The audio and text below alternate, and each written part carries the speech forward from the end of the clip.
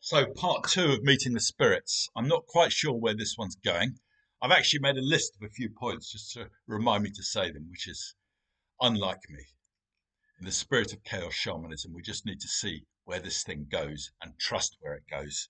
Because when you do that, the spirits have freedom. You've got to do it with integrity. You've got to prepare yourself. You can't just be random about it. You have to show up, you have to sat with it, and then you hand it over to the spirits and let them do the talking in a way. So, where do they want to start? Animal, animal helpers. They're a wonderful thing to have.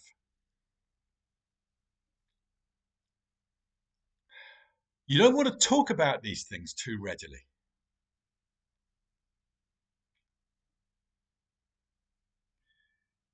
It's a bit like a novelist who's writing a book and he starts telling everyone the plot of the book. Well, that will disempower it. It gives it away, spoils it, and it stops unfolding within himself as well because he's given it away. And so we need to be careful with our encounters with these demonic forces, the spirit world, or in dreams at night. It's all the same territory. It's all about, it's like our life is the living out of a pattern, a deeper pattern. And sometimes we glimpse that deeper pattern. And when we journey, when we meet spirit guides, power animals, whatever it is, we're encountering that deeper source from which the pattern comes out. So we can catch glimpses of something that then unfold into something in this reality. In fact, they can empower whatever it is to unfold in this reality. That's why this journeying, it can be such a powerful thing. When I began doing it in 1997, I was struggling with Buddhism at the time. I've been around Buddhism for many years and I was being a good Buddhist, and it was too top down. It was too right. Everything's impermanent. Now get the rest of your being to understand that. Well, in a way, it's true, but it's starting from the top. It's starting from the mind. And even though it's true, you're using your will. Your mind is coming first. Your mind needs to be the servant, needs to be the apprentice, not the master. And shamanic journeying, your mind is certainly not the master, although it will certainly try and get in the way by literalizing, by getting you to doubt whether what's happening is real, by trying to impose its own version. I mean, if I tell you, right, go journey and see a pink elephant, you will. So what's that about? I'm not quite sure, but it says something about that journeying world and the mind.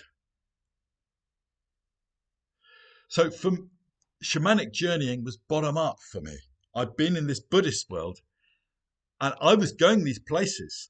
I had my, in those days, this was the late 90s, I had a tape recorder. I had one of those little Walkmans and it had a tape on it with someone banging a drum. Because see, the drumming is useful.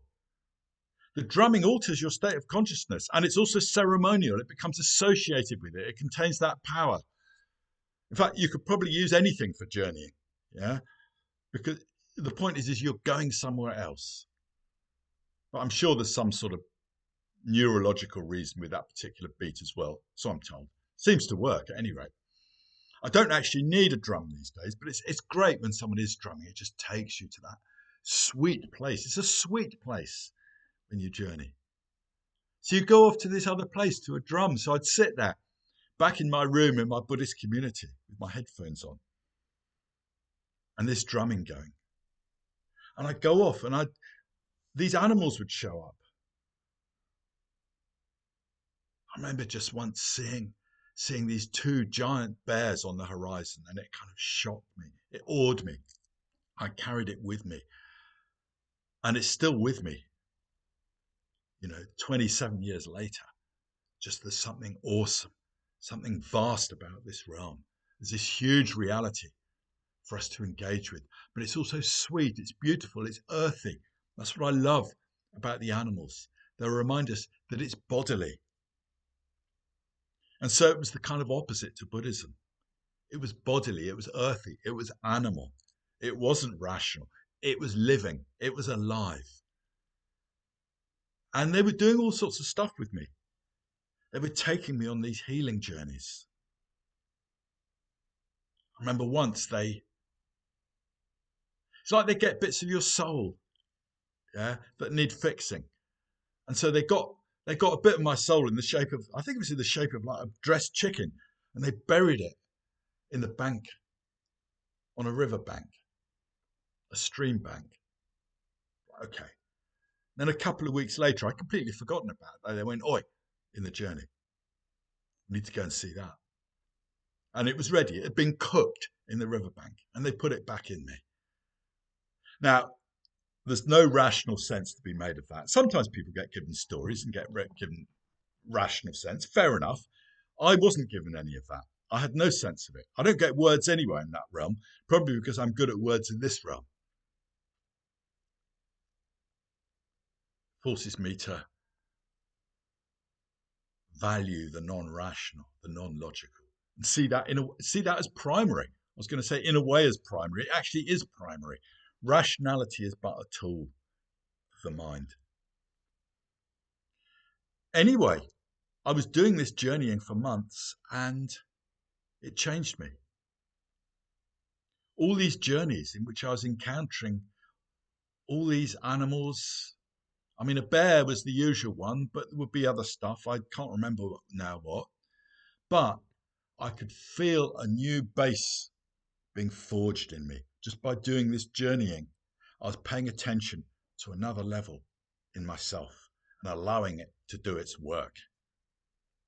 They were all busy reshaping me, giving me a new foundation, a new authority in me that wasn't a teaching that I was kind of following,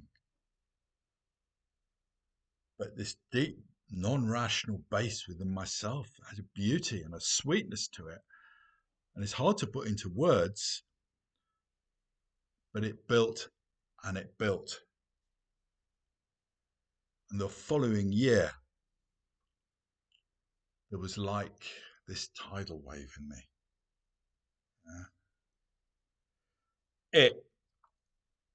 It started to become the boss. No longer was my allegiance to this Buddhist tradition, which had served me in many ways. It had helped me find my metaphysical center up to a point. But then this was taking me outside of any kind of tradition, purely to my own connections and saying, right, live from there now.